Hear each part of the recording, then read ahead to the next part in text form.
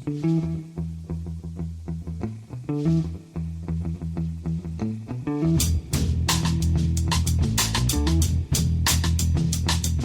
and welcome to The Price of Football, the show that looks at the money behind the beautiful game with me, Kevin Day, at Liverpool University's Kieran Maguire. Kieran, this is all a little bit surreal. We're recording this on Wednesday about 8:30 in the evening. This time last night we were on stage in Jersey having a high old time, and this time this morning we were back in London after getting the first flight at very stupid o'clock. I spent the day reading, and you spent the rest of the day doing various seminars, presentations, cash jobs, etc. But here you are now resplendent in your Jersey Bulls top. How have you been since we stepped off the plane, Kieran? I've been getting giddier and giddier. This is the footballing equivalent of Christmas Eve, as far as I'm concerned, Kevin, because tomorrow Brighton are playing at the IX Stadium. Indeed. And I just cannot believe this is happening to me or my football team. But can't wait to get there. What time are you going? I'm catching the train at 5:00 tomorrow morning. Oh my God! You don't mind that, though, do you? Because you live by accountant's hours. I live by showbiz hours. We had a lovely time last night, Kieran. It was brilliant. It's a very good gig, and it's noticeable. We had more accountants in last night than any gig we'd ever done before. And I think one of my many favourite moments was when you were talking about Dejan Chansiri selling the ground to himself, and you said, "But he sold it after year's end," and half the audience just went, "Oh." So normally you have to explain. You normally have to explain that, but they all just went, "Oh," they were just horrified. What a terrible man they thought. Anyway, we've got a lot to talk about, Kieran. It's Newsday. Two stories, both beginning with R, that we've been talking about for a long time. Slightly better news coming out of Reading, Kieran. Yes, they have now been removed from the EFL's transfer embargo list, and this means that they have paid any outstanding taxes which are due to HMRC. The EFL use this as a threat. Sometimes you've got to use stick rather than carrot, and Reading have responded. Is there more to this than meets the eye? Oh. Very possibly, in my view, because if I was looking to sell a football club, I'd be looking to sell it with as much good news as possible. And the last thing you want to show a prospective buyer is that they're going to inherit a transfer embargo. So, as you know, I am irritatingly cheerful and irritatingly positive. I was the same with Southend and Scunthorpe, and here I think there's a greater chance. Now, a greater chance doesn't mean it's a great chance, but there's a greater chance of De Jonge moving on from Reading. There's certainly interested parties from the UK in the form of Mike Ashley, and we're also hearing that there's potential interested parties from the US as well. So I think Reading's an attractive proposition. I think it will be a relatively cheap price because you're buying a third-tier club, but it's a club which certainly has the potential to get promoted at least once, if not twice. You were irritatingly cheerful at 5:30 this morning, Kieran, in a hotel lobby while we were waiting for our lift to the airport, whilst the Baroness and our lovely showbiz producer Julian and I were all staring at the wall. You were whistling a happy tune looking through your company's house website. It's not natural, I tell you, Kieran. Well, I was trying to come to terms. Last night it was great. I mean, the people were very kind and friendly. I've got to be honest, Kevin, with the exception of one person, because before the gig, the Baroness was in book selling mode, and somebody came up to her and said, "Who are you?" And she says, "I'm the Baroness." And he goes, "God blimey, right? Could you sign the book?"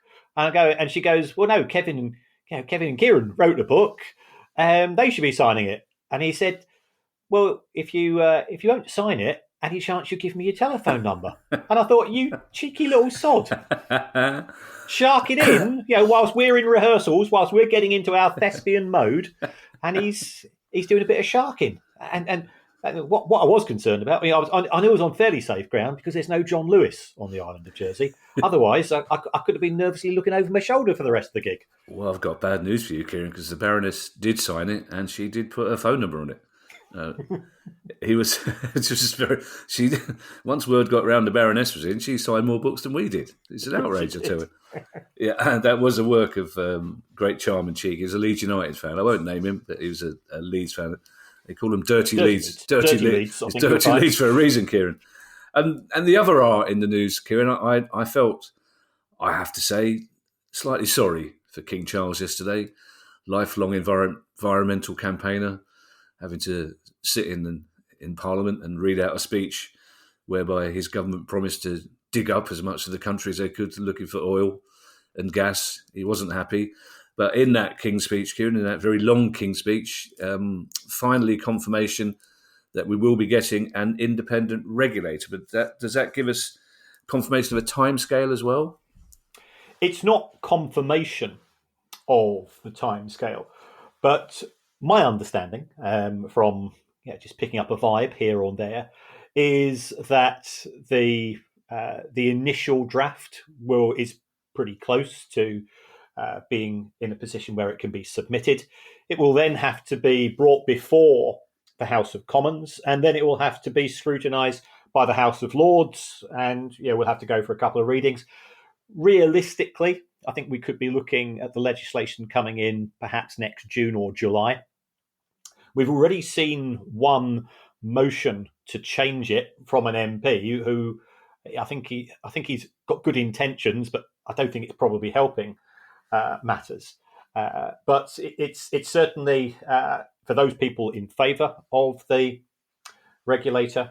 I think this time next year we should be looking at that, and also we'll have the parallel regulator, the shadow regulator, up and running from the 1st of January. Doesn't mean that you'll have a chief executive or a chair of the regulator, but starting to give it some shape and to look at its remit. And its remit's actually quite narrow. There's been lots of criticism coming from, shall we say, the lunatic right wing of the media, who are saying it's Big Brother, it's the government interfering with football. The government knows that the best thing about the regulator is saying it's going to have a regulator. Yeah.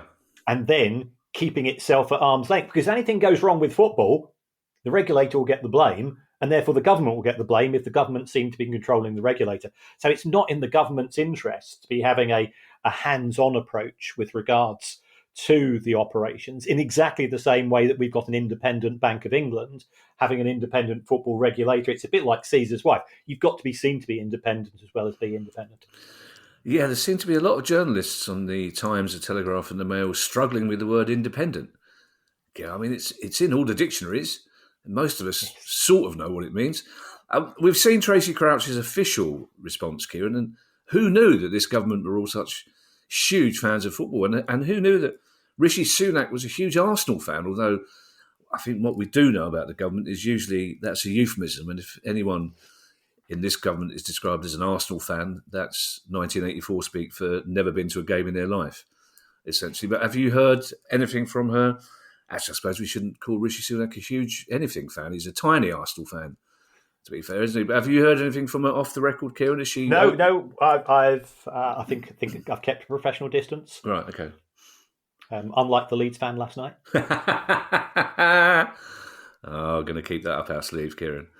I mean, she must be delighted. I mean, it would be great to get her on sometime in the future because, I mean, my God, that woman worked very, very hard to get everybody together to get this through. And I think it's telling that most people in football, I'm not blowing smoke up their arse because they just nominated us for an award.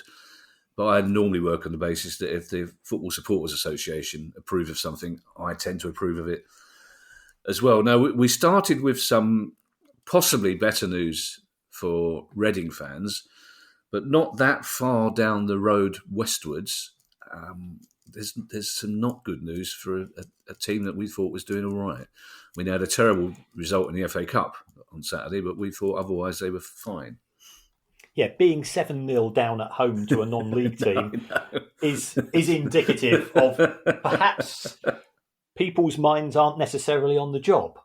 So we're talking about Swindon Town, and there's just murmurs and the slight rustle of red flags starting to appear.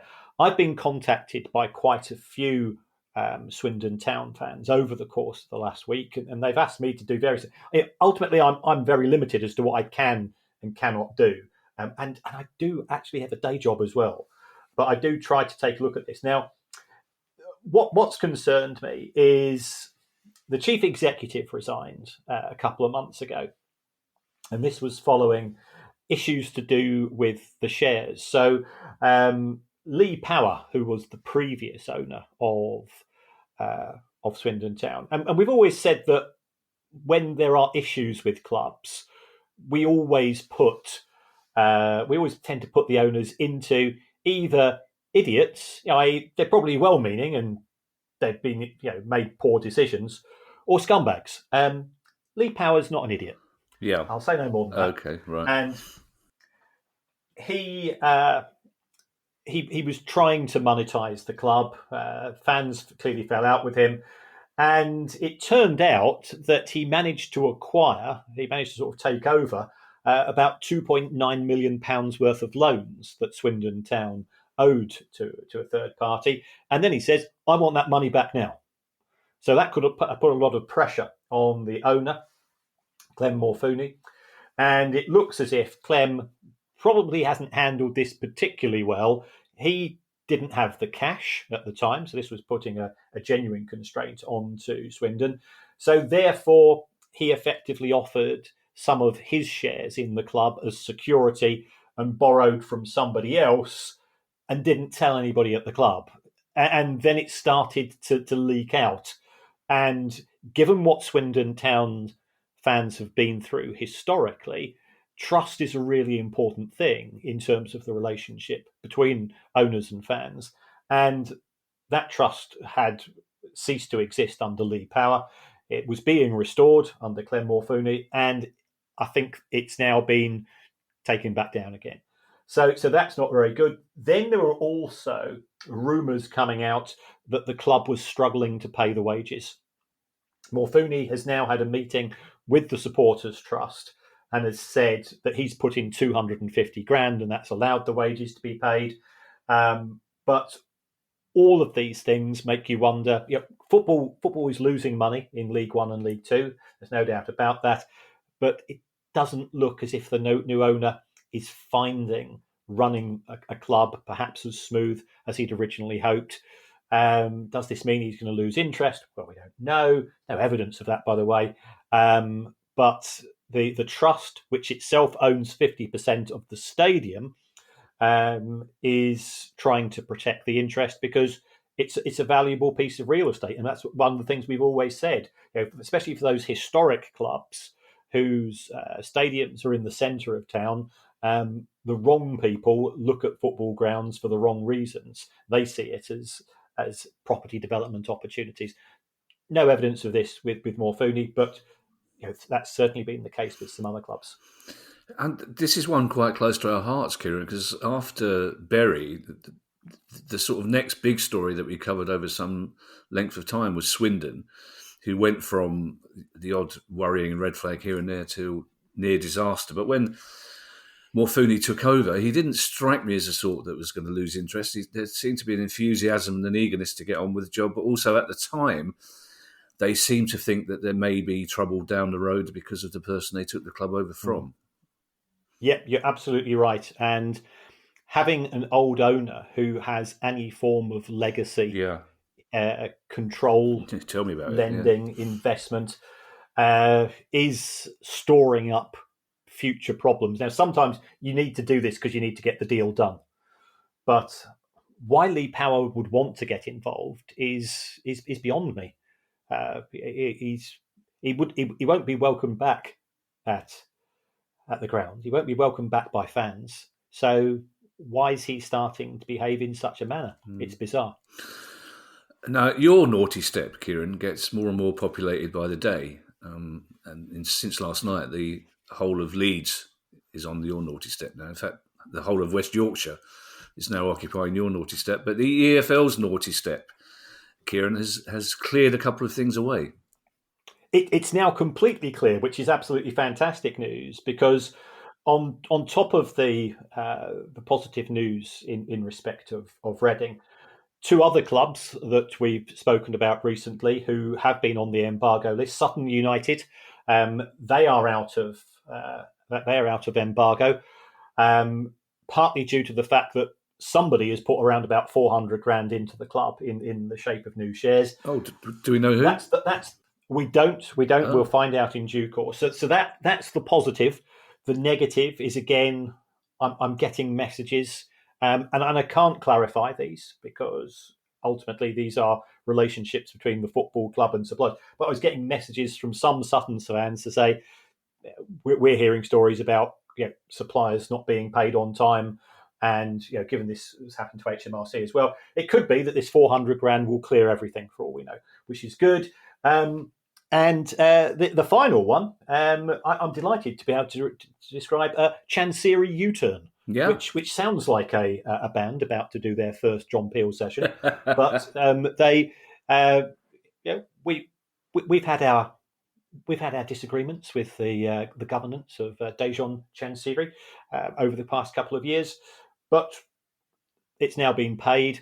I think, and we also said when he was threatening to lose interest in the club and not provide any funding, that he was playing a bluff. What he was trying to do was to use the threat of withdrawal of funding as a means of silencing any criticism of him. And I think the criticism is still being levelled by Wednesday fans, but he realises that he doesn't want to be the person that doesn't pay the bills and gets the club into further trouble. And it's been in enough trouble under his tenureship.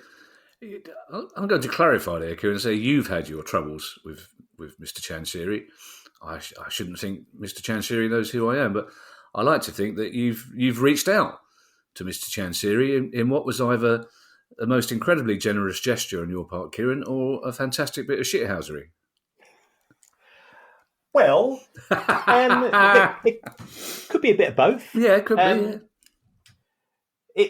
Without people like Chancery, we wouldn't have had the inspiration to write the book, because we were trying to come up with ideas. Yeah. And anybody who sponsors a football club via a taxi company, which has neither a telephone number nor taxis, to a certain extent, you've got to admire that for grade A shithousery as well, and just taking on the EFL in terms of its rules at the time. So, one good turn deserves another. So I sent him a copy of the book, and I just wrote an inscription on it. Thank you for all the ideas that you've given us, and in a magnanimous way, because that's where I think we should always be. Be Canadian. Best wishes for the future. Love, Kieran. Yeah, absolutely right, and hopefully he will respond in kind, because he's part of the big tuna factory, isn't he? Tuna factory family. So any minute now you could be getting 3 or 4 little tins of tuna. You could put a tuna ceviche together. You know what you're like with your ceviching. I'll get the limes in now.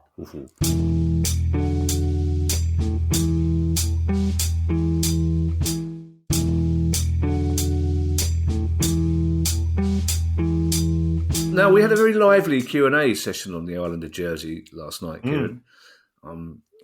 So lively, in fact. I'm very, very glad I reneged on my internal promise to mention Bergerac right at the start of the show, which I was too grown up to do. But one of the questions that came up was Everton and what's happening at Everton. There are a couple of Everton fans who basically wanted to know what was happening. They had no enthusiasm for the takeover, but they wanted to know whether it was happening, when it was happening, what was happening right now. But so many of the other questions and so much of the debate we had on the show last night was from fans of other clubs wanting to know when Everton are going to get punished for what everybody else in football seems to perceive as flagrant breaches of FFP rules, Kieran. Yeah, and I don't think it is flagrant. Everton feel that they've got a strong defence. Yeah. The hearing has now heard of all of the evidence, so it's going away to consider, to review, to reach a conclusion. I think there's 3 people on the commission, but we know that the potential buyers of Everton Football Club are 777 partners, and it turns out that they have been pitching to investors with regards to trying to persuade people to part with cash. And they've put together a very smart and slick presentation. And somebody, I don't know, perhaps it was somebody from 777 who made an error. Somebody emailed it to me. So I've had a look and I've gone, blimey, that looks very persuasive. There's a lot of management speak in it. There's lots of talks about digitalisation and monetisation and alternative methods of engagement. Kieran, I'm going to have to stop you there. Are you about to drop the bombshell that you've invested millions of dollars into 7-7's pitch to buy Everton? I can safely say that I've not. Okay, good. Very safely say that I've not there. So somebody sent this to me. Lots of talk about the new stadium, but the way that they're pitching it, it was as if they'd already bought the football club and it had joined the stable. And it was saying, we now have so much revenue coming in from all our football investments. To which my response is, we've got a saying in the world of finance: turnover is vanity, profit is sanity. So they've got this figure of £600 million of revenue, £600 million worth of turnover.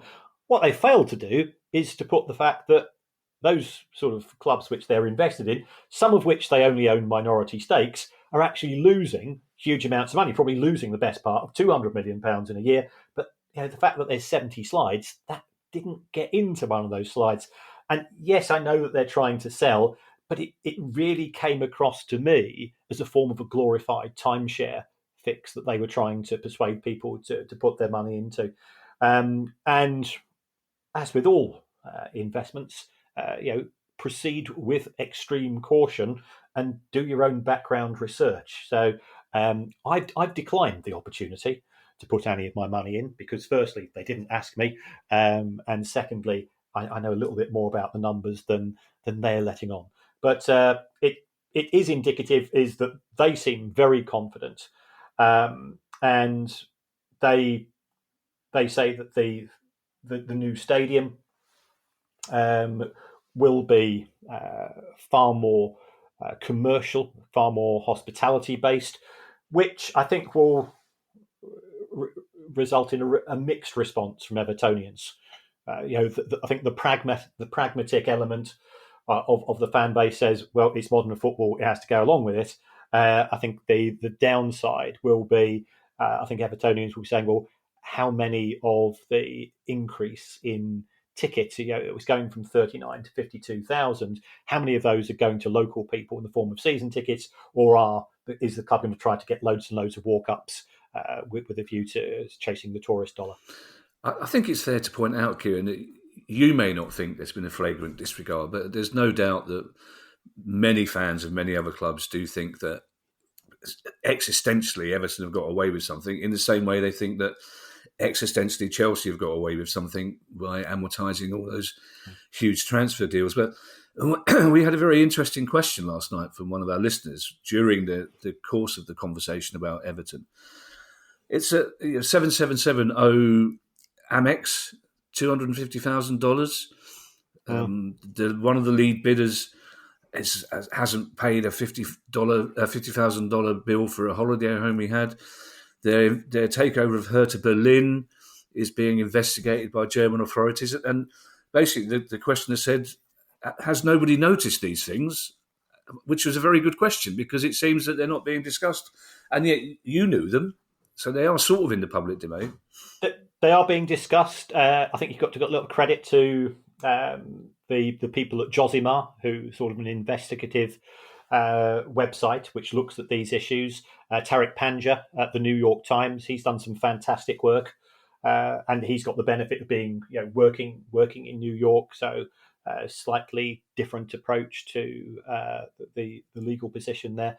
So people are trying to shine a light on what's taking place. Doesn't mean that 777 are a bad fit for Everton, but it doesn't necessarily reflect particularly well on them. If you can't pay the small bills, how are you going to pay the big bills? Well, it's not, because there's two worrying areas there. You think, well, if you can't pay them, that's a worry. If you can pay them, but you're arrogant enough not to, that's also a worry, isn't it? You're absolutely right. And poor management techniques is the best thing that you can say about them with regards to this. If it just turns out to be, we forgot, but they're taking on Everton Football Club. This is a massive project. This is a club which is part way through a huge stadium move, and you need to be on top of everything. Sorry, I'm just shuddering there, Kieran. It just feels like Simon Jordan walked over my grave. I don't know why that would be after that last sentence. Simon Jordan would walk over your grave if given half an opportunity, to be fair to him. He wouldn't walk over it. He'd be having a debate as to what dancing shoes he wears. One of your favourite clubs, Kieran, have published their latest accounts, and they're not necessarily brilliant. Yes. It's Norwich City, and I've always taken the view that Norwich had tried to operate as a sustainable club, both in the Premier League and in the Championship. Now, partly that is due to necessity, because we're both fans of Delia. Absolutely. For a variety of reasons. Delia was my companion for 3 years at university, as was the case of many undergraduates. And helped me through there. But she has a significant resources by our standards, but by the standards of football club owners, not so. But what we've seen in both 2022 and now 2023 is that Norwich have effectively lost 500 grand a week. And one of those seasons, the club was in the Premier League, which was 21-22. And what disturbs me was that Norwich actually gambled. Historically, they got to the Premier League. They've sort of had a half-hearted waft outside off stump approach to staying up, and not spent a huge amount of money on wages, not spent a huge amount of money on players. Well, in 21-22, they did. Their wage bill was higher than the likes of Brighton and Brentford. They spent a significant amount in terms of new players. It didn't work out. The club was relegated. Whatever they had bought, the players weren't particularly great, and they got hardly any sales figures in 22-23. The wage bill halved, but they're still losing £500,000 a week with parachute payments in their first season back in the Championship. And Norwich fans, fair play to them, they go to watch Norwich City. They're not glory boys. They don't go to watch Norwich City in the Premier League. They go to watch Norwich City. The ground's sold out. Championship or Premier League. So there was no loss there. So I think there was some legacy hangovers there. And this has resulted in the debts of the club shooting up to more than £90 billion. They've now got a new co-owner in the shape of Mark Atanasio, who is the owner of the Milwaukee Brewers. Is he moving in due course for a full takeover? I think there's a fair chance that will be the case. But they're not having a good season on the pitch. I was on Radio Norwich earlier this week, which for any fan of Partridge is the dream ticket, as you can imagine, in respect of local radio. And it was clear from the other end of the conversation that people in Norwich are unhappy with what they're seeing on the pitch. And these figures off the pitch aren't good either. Luton Town have been fined £35,000, Kieran, which doesn't seem a huge amount of money, but what's that for? Well, it's not a huge amount of money. This actually comes from the Football Association, and it's to do with the behaviour of fans in the playoff final against Sunderland. Now, the playoff two-legged games. These, as we both know, are some of the most wonderful and horrendous experiences of our lives. And I think we both shared one of those, which was wonderful for one of us and pretty horrendous for the other. All I would say to people, just go and support your team, go berserk, celebrate like there's going to be no tomorrow. But if you're going to start to use pyro, if you're going to start to use other ways, and if you're going to go on the pitch, it's going to cost your club money. Now, in the case of Luton, it was only 35 grand, but we're seeing this at lower league clubs as well, who can ill afford to pay fines to the FA. And then it's difficult, I think, for us as fans to turn around and say, well, the owners have got to go and behave themselves in the boardroom if we can't do it on the terraces. And the FA is trying to take a harder line with regards to fan behaviour. We know what happened in the Euros of 2021. If I'm coming across as an old biddy in relation to this, then fair enough. But I think there's plenty of scope to celebrate your team without stepping over the line.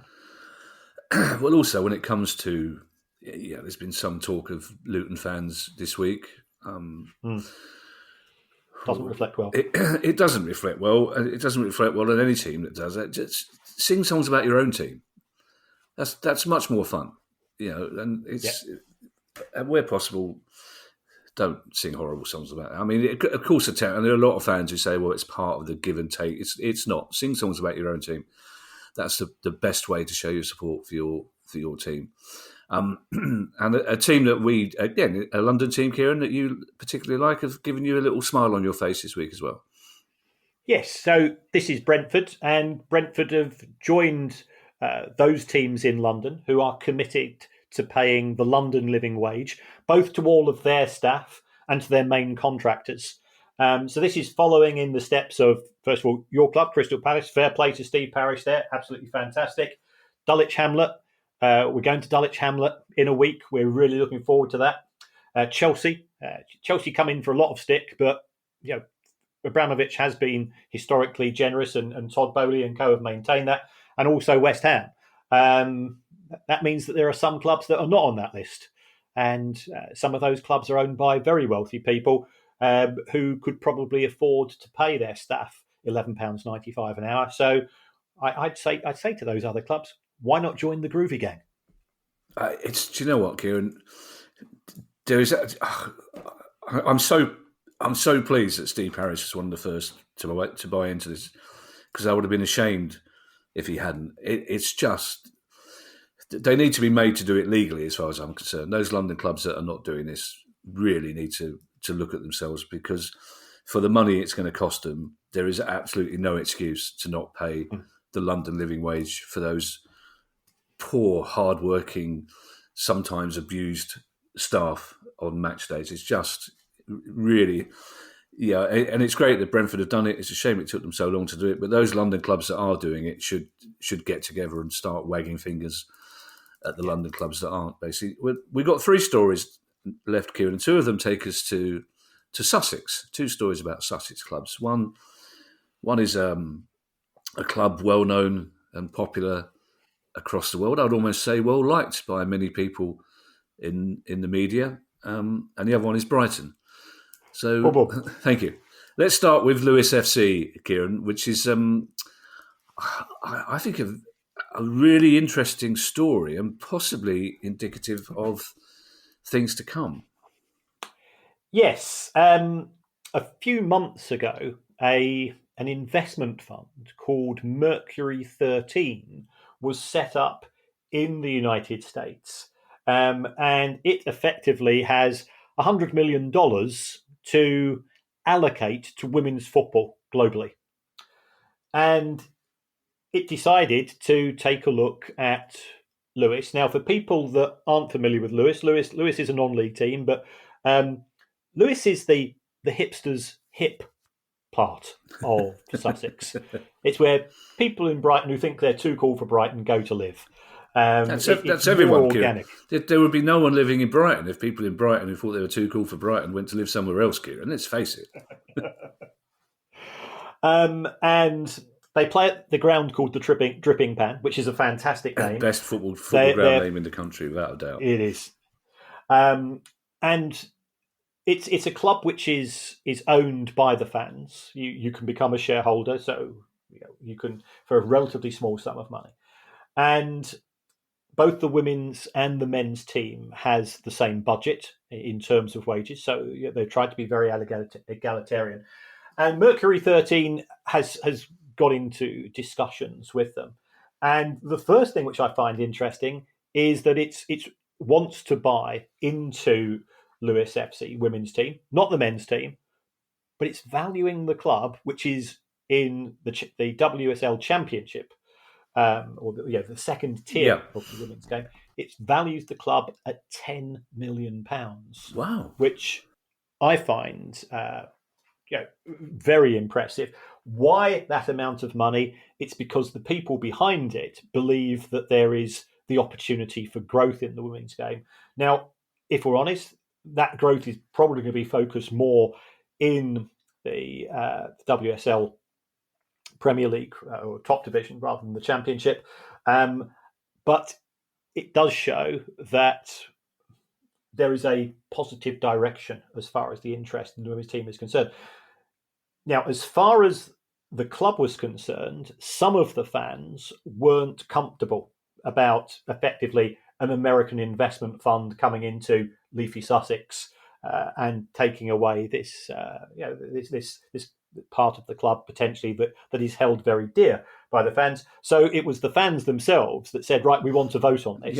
68% of the fans voted in favour of continuing a dialogue with Mercury 13. So that's a significant majority. It still means that a third of the fan base voted against, which again, I think those fans' concerns need to be taken into consideration. I spoke to somebody who I can only describe as the secret rook, the Rooks being the nickname of Lewis's team. And they said, which some people aren't happy, but then the nature of having a democratic club is that it allows people to voice their concerns and dialogue is taking place. And you contrast that with the way that Lee Power ran Swindon Town. It's a complete contrast. It looks as if talks are now taking place between Mercury 13 and Lewes. Due diligence is taking place, and what does due diligence mean? Well, exactly what are you acquiring? Lewes is a very attractive and it's a very high property value part of Sussex. It's on the train line. And the other thing that I got from the secret rook is this is not a takeover. This is an investment. Right. Okay. And we are a club who are very proud of our values, and we are not prepared to compromise on those values just because we get a financial injection into the club. So it looks as if the club is willing to proceed, but it's not willing to compromise in terms of the way that it identifies itself. And it gets decent crowds because it does provide a sense of identity. People come to Lewes from more than just the town itself because they share those values. I think it's coming to something, Kieran, that even Lewes fans will only speak to you on a guarantee of secrecy and anonymity. We need to find somebody who's willing to give a name, Kieran. Basically, just so people start to believe this secret person isn't just it's the Baroness. All of them is the Baroness. What I find interesting about this story, Kieran, is that I believe Lewes FC were the first club in the world to pay the women's team and the men's team the same money and to set the same budgets for both. I'm interested. It seemed to me during my research that both teams were kind of fully integrated in a way, so which made me wonder how Mercury 13 could only invest in the women's team, if you see what I mean. But also I do wonder whether of that 68% of Lewes FC fans, a lot of them looked at how successful American investment in Wrexham has been and thought, we'd like a slice of that, because they obviously assume it's going to work out in the same way. But you've just pointed out this is very different because this is investment and not a takeover. Yes, I think the fans who own Lewes will clearly be willing to allow Mercury 13 to have a voice, and that's right and proper, because the fans are shareholders, the fans are owners, and I would assume that Mercury 13 would become a part owner as well. Very much focused on the women's side of the game. Could this result in the women's team having a higher budget than the men's team? That could be a consequence, because we are seeing in the WSL some pretty impressive levels of wage now being paid. The player who has the highest salary in the WSL is on £300,000 a year. That is for an industry which was not professional until 5-6 years ago. I think that's it's a very impressive achievement in a relatively short period of time. We're seeing the likes of Arsenal getting crowds of 40 and 50,000 when the matches are taking place at the Emirates. So there's clearly a lot of interest in the game, and it could be that if Lewes wants to be involved in that, and it says, again, my secret rook said, we can establish ourselves as sort of the rebel team in the WSL, because we are not seen as a side project to a men's team who are in the Premier League or the EFL Championship. Well, they could also, and we've discussed this before, establish themselves as a sort of San Pauli of the Women's Football League, in the way that San Pauli and indeed Dulwich Hamlet have deliberately set out to attract left field, right on football fans, and done that very successfully.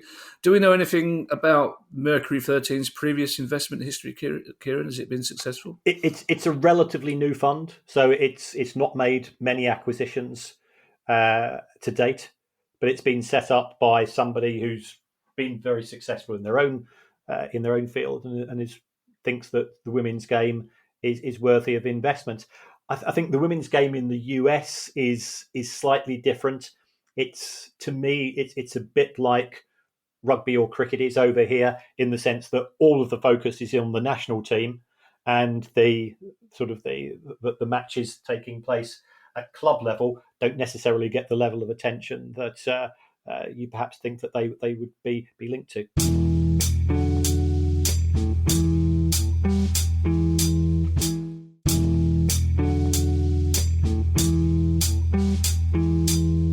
This penultimate story, Kieran, about Boom Boom Brighton has a link to women's football. It also has a link to our trip to Jersey, because we were discussing many of the football fans there last night were also fans of the Jersey Reds, the rugby team that very recently went out of business.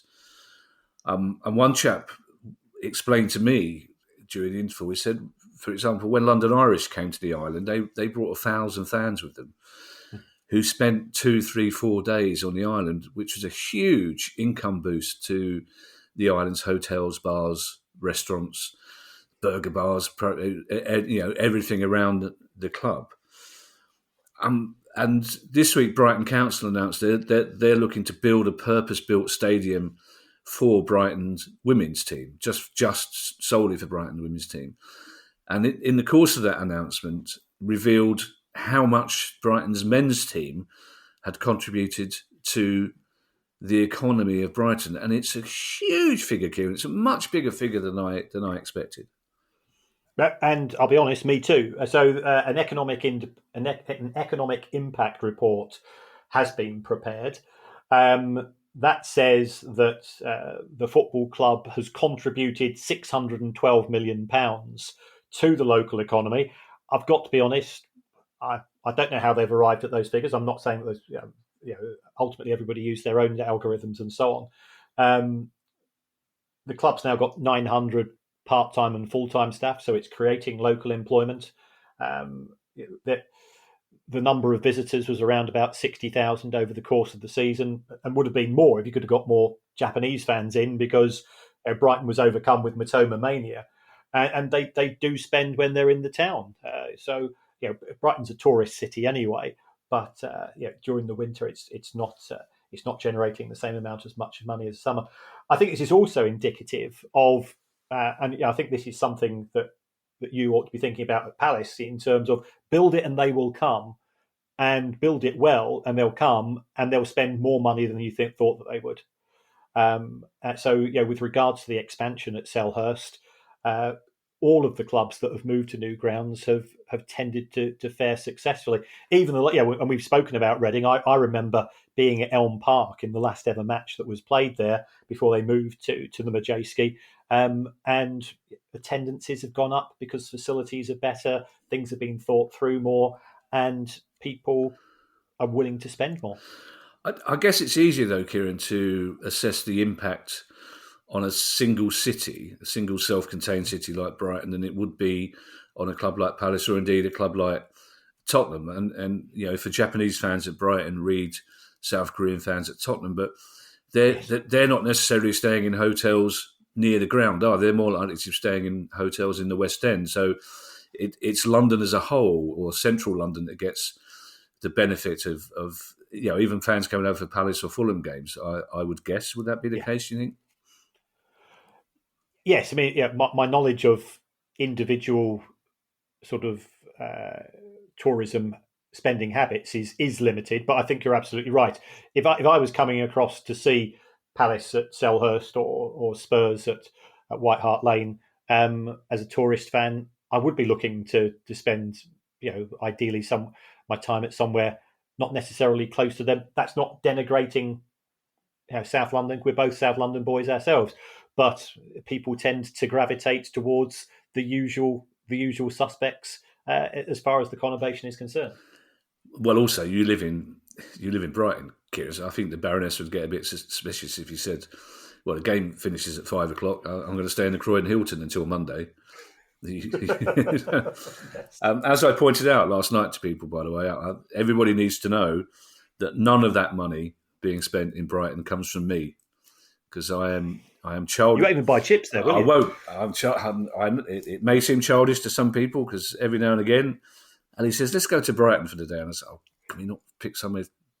Can we go Edinburgh? Can we go Edinburgh, Plymouth, maybe?" And we'll go to. We'll take you to Eastbourne. We come down with Baroness. I like Eastbourne. You and Ali, and we'll go to Eastbourne and we'll eat chips on the pier there. But even Eastbourne's a bit too close to me, as I won't go. The thing is, I'll go to Brighton. I won't buy a drink in a bar in Brighton or buy chips in Brighton, in case the owner of the bar or the chip shop is a Brighton fan. I'm not taking that risk, basically. But I just think this is a figure. I think everybody needs. It was part of the discussion we had last night. I understand the logic of people saying, why should ailing football clubs or ailing rugby clubs or ailing cricket clubs be supported financially by the government when ailing businesses aren't? But communities are losing this sort of money. In Bury, it won't be 600 million that Bury lost, but the community of Bury will have lost a lot of money because their football club went out of business. Bars, clubs, all sorts of people lose money. It's not just the players and the staff of the club that lose out, it's the whole town, the whole community. So for me, there is no excuse for allowing a football club to go under, Kieran. Yes, and in the case of Jersey, and when we hope to have the head of Jersey FA come on the show. Spoke to last night. Yeah. Because we're long chat, and one of the things I didn't realise until we were talking last night is that Jersey has a population which is bigger than that of Gibraltar, which is bigger than that of San Marino, which is bigger than that of Aruba and other places. And yet it's not a member of FIFA. And if it was a member of FIFA, it would have access to central funding. I think it's very disappointing of the English FA to not give support to the Jersey FA with regards to because they certainly applied. Yeah. And instead they end up playing in the island games, and it's they enjoy playing in the island games, and fair play to them for that as well, and fair play to them for being champions. But it's not the same as it's a bit like at the start of the season, Kevin. We say, well, if this could be our year, we could qualify for the Champions League. Deep down in our hearts, we know we've got no chance. Well, it's exactly the same for the likes of Jersey. Could they qualify for the Euros? Could they get a draw against one of the bigger teams? It will be something which will set the island alight. Well, not just that, but imagine if the Republic of Ireland or France were playing Jersey in a Nations Cup game. Just think of, again, the boost to the economy. It's not often me that gets to say this, Kieran, because we're not cynical on this part. We simply aren't cynical. But cynical people may suggest that it could be for the best that Jersey simply didn't have enough money for the backhanders, basically. But what can you do? Our final story, Kieran, is another good one, and who knows, Kieran? This may be the first pebble in an avalanche of munificence. It could be, but it won't be. Oh, Kieran, I was trying to end up with a big. I think capitalism will take over from our desire to make football the game of the people once more. But this is Paris FC, who play at Stade Charlotte. Perhaps I need to go on some form of course in terms of improving my language skills. I'll have to think if I can think of one. And what they've said is that for the rest of this season, they're going to give 15,000 free tickets for people to watch the match. Now, they've got a 17,000 capacity stadium. They say the only people that are going to pay to watch tickets are people in the VIP area or alternatively away fans. Their average attendance is 4,000. So they've got a lot of empty seats to offer.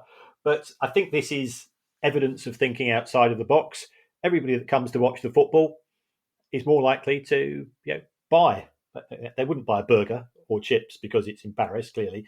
But they will spend money on merchandise. They might be tempted to buy a shirt. They might be tempted to come back next season. They might want to bring their family along, and it's the start of a conversation. So we've praised Fortuna Dusseldorf for their policy of trying to get matchday tickets effectively sponsored by local businesses, and they've sold out their stadium. They got a 52,000 capacity stadium. Paris FC, my beret is doffed in your direction. I've tucked my baguette under my arm and as a salute, Kieran, as well. I can't imagine many Paris FC fans, Kieran, going for the burger and chips option. Qu'est-ce que c'est? Maybe the freak, but not the burger. Do you know what, Kieran? Talking of capitalism, we had a lot of accountants in the audience last night. It was sponsored by a rock accountancy, I believe, on the island, and they're very generous to us as well. I was pleasantly surprised by the left-wing tendencies of most of the audience, Kieran. They seem to dislike Suella Braverman as much as we do, and seem to be in favour of quite a few of the financial distributed models that we are. So I apologise, Kieran, to you on behalf of all accountants for me perhaps having them down as cold-blooded, lizard-like capitalists. We just count the money for the capitalists, Kevin. Doesn't mean that we are capitalists ourselves. I only said that to wind you up because of your boom boom Brighton comment. Because I think, as we ascertained last night, Kieran, everything you're doing at the moment is down to me. Thank you to everyone who's donated to the pod via our Patreon page. If you'd like to make a small monthly contribution to the pod, that would be very kind of you. You can also get access to our chat community and our regular quizzes, and you can do that by going to patreon.com/priceoffootball. If you have a question you'd like answered on the show, email us at questions@priceoffootball.com. And you can also go to that website to get tickets for our show upcoming on November the 16th at Dulwich Hamlet, which is just down the road for me. I'm going to rephrase that, Kieran, in case people think I live in Dulwich. I don't. I live in Norbury, but it's 4 stations down the road. But we're talking about our book, Unfit and Improper Persons. We'll also be doing some pod stuff. We'll be talking about football. So basically, it's an hour and a half. We'll also. I'm going to call it Maguire and Day Unleashed, Kieran. Basically, because we'll be talking about the book, but we'll be taking the opportunity to take your questions about anything in football. And I imagine, Dulwich Hamlet, Crystal Palace, linked by the talent and dancing skills of Alan Pardew, so I'm sure he'll come up in the conversation. And if tickets are only a £5 as well. Tickets are only a £5, yes. There aren't many left, but it would be lovely to see you there. So it's going to be a very fun and relaxed night. There will be books available, but you won't be forced to buy them. So it's not one of those events where you can't get in until you've bought a book. It's a £5 to get in, just to listen to us blether on, to answer your questions, to talk about some stuff in the book. Might even read a page or two out. And then if you want to buy one, that'll be great. There will be Julian, a big. It's quite an imposing for a proper West End musical producer. He's quite an imposing figure. He will be trying to sell you books, but you can swerve around him because he's lost a bit of mobility in his days. He used to be a prop forward, he tells us, in quite some detail. But yeah, it's just going to be a fun night, and it's just basically it's a fiver. Think of it as going down the pub with your mates and talking bollocks about football, but it's costing you a fiver, essentially. If you'd like to buy one of our other books or get yourself a Price of Football t-shirt, you can also do that on our website, which is priceoffootball.com. I'd like to say thank you to everybody who came to our gig at Jersey last night. Absolutely. In the same way at Salford, I think we ended up talking to all of them at some stage or other, before, during, or after the gig, and it was very pleasant to do so. I wish we'd had more time to spend there and discover the island in greater detail, because it looked absolutely beautiful. We'll be back on Monday with our questions edition, and we'll be hoovering up again, as at Salford, we'll be hoovering up a couple of the questions we simply couldn't get round to last night. In the meantime, I shall hand you over to Mr. Kieran Maguire for his customary farewell. But before that, I also say, Kieran, I hope you have a lovely time in Amsterdam. I know it's one of your favourite cities, and I hope you get absolutely battered. I'll be gutted if you when we start being nice to each other and wanting each other to win matches. We know it's gone. The game was truly Game's gone, Kieran. It's gone. Yeah. VAR and Maguire and Day being nice to each other. It's gone. Thank you to everybody that supported the show. Again, a big thanks to everybody that came along at the Rock, sort of Rock Accounting yesterday at the Ship, and we had a great time, and I think people seem to enjoy themselves too. There's a variety of ways in which you can support the show. There's Patreon, which if you go to one of the upper tiers of Patreon, you get rid of the adverts. Some of the adverts people find a bit intrusive, but you can just give us a review using your app. And whilst we've been talking about Jersey, it has to be said that there was almost a change of personnel as far as the gig was concerned, because I got a phone call from Jimmy Carr last week, and when he found out the tax rates in Jersey, he says, any chance of persuading Kevin not to turn up and he'd take his place instead? So you could even say you would rather have the show presented by Jimmy Carr and a bar of Karamak, which is sensationally and tragically being scrapped by Nestle. And I go back to my school days. Being from Irish heritage, I used to get bullied a lot with having a name like mine.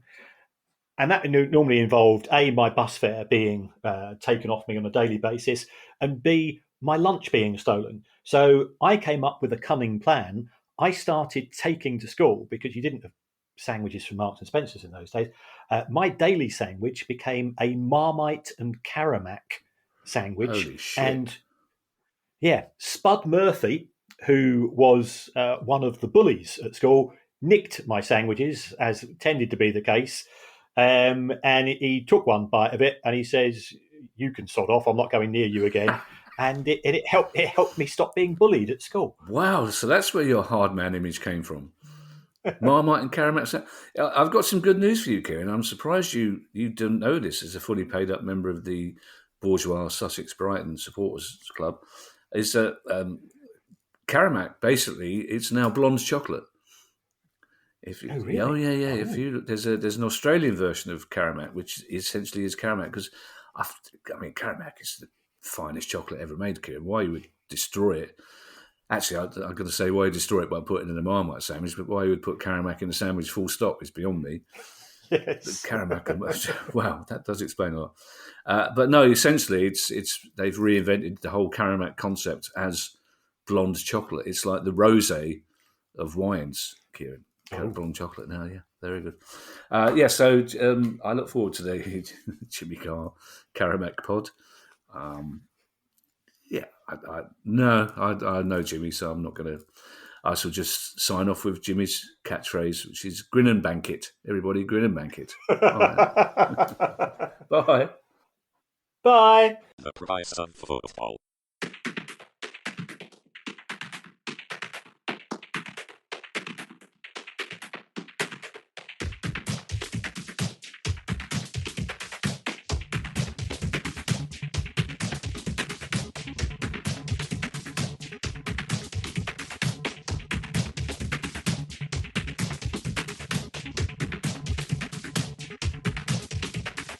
The price of football.